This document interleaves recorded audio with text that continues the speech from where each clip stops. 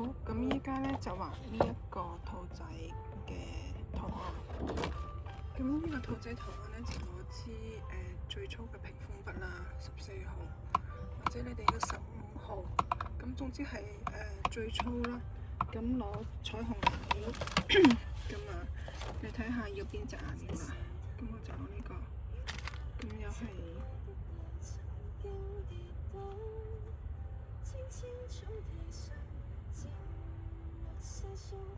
攞到去2/3啦。呢個好似試下先。咁咧，我哋喺因為兩邊噶嘛咁樣嘅，咁咧，所以我哋喺大概中間嘅位置啦。咁咧，斜斜地垂直推佢出去，跟住呢邊又係啦。咁斜斜地推佢出去，慢慢垂直翻支筆。咁跟住咧，我就會調轉翻啦，咁畫個 C 字，又係斜斜地呢邊，大概佢嘅下低咁樣啦。咁跟住咧就推佢出去，壓落去，再慢慢收翻嚟眼尾呢個位置。咁呢邊咧，因為紫色嘛，咁你就要就翻佢個紫色喺下低啦。咁又係垂直啦，跟住就推佢出去，壓落去，收翻嚟，大概就係咁啦。咁跟住咧，我哋咧就攞支鴨嘴嘅筆啦，係啦。咁我哋應該有一支鴨嘴，一支係平嘅，咁樣。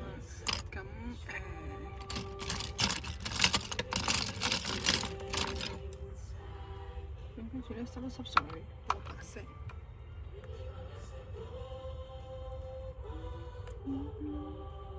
蜻蜓點水。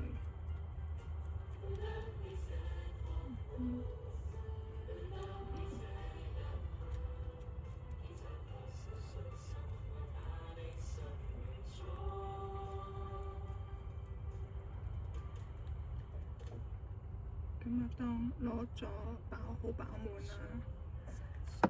咁咧，我哋咧呢個咧就係會係喺呢個嘅上邊啦。咁壓落去，慢慢轉入嚟嘅時候咧，支筆咧就開始收窄啦。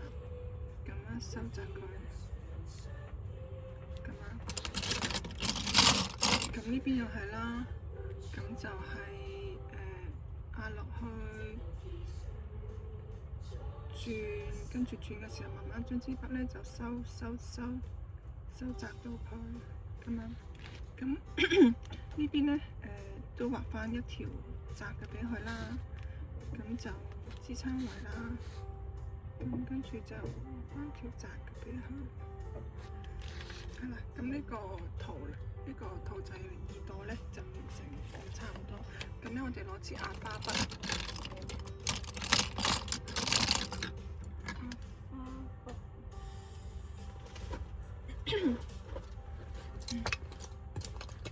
咁就係圓頭嘅。咁啊濕一濕水啦。咁又係攞白色。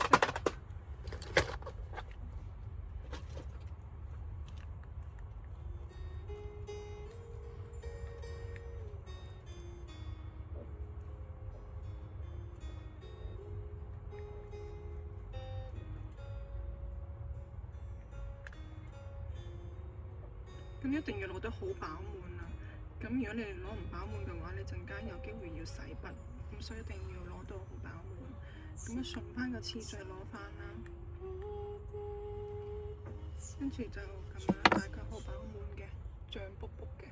咁跟住咧攞一支，咁咧其實呢個攞花心咧有兩個做法嘅。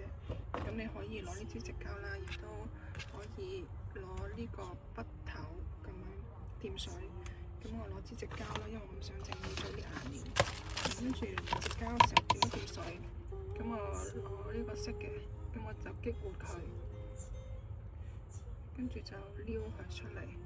咁呢個尖端位呢，就刮一刮，攞1/5，係啦，咁就得啦。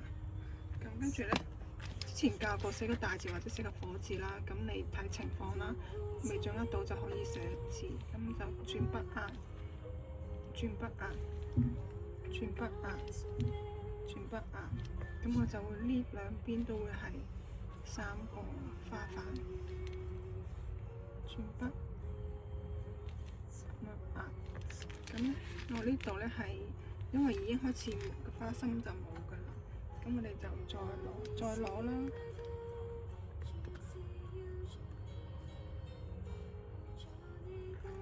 咁啊，再攞一攞，咁咧我就會壓3個花瓣喺度。咁跟住就咁啊，一個、2、3個，咁啊壓咗3個，壓4個都 OK 嘅，冇問題，你睇情況啦。咁就攞支2、3、4筆啦，咁就係攞白色，我攞4號。咁咧整翻個花心俾佢就 OK 噶啦，呢個兔仔就差唔多完成噶啦。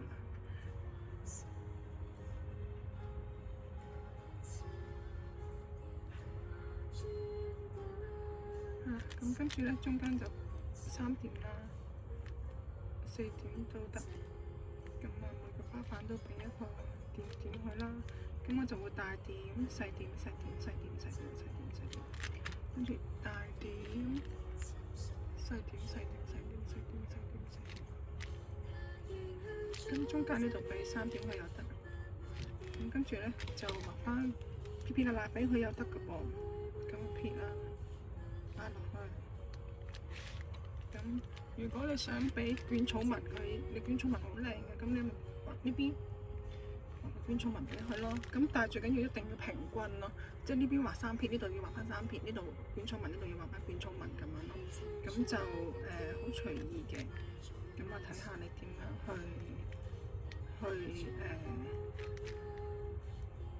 即係你嗰刻決定，你陣間頭先你畫咗呢個嚟畫3撇，咁你畫呢個都佢都係想揀呢個圖嘅話，你咪畫捲草紋咯，咁樣去衡量咯，就係咁啦。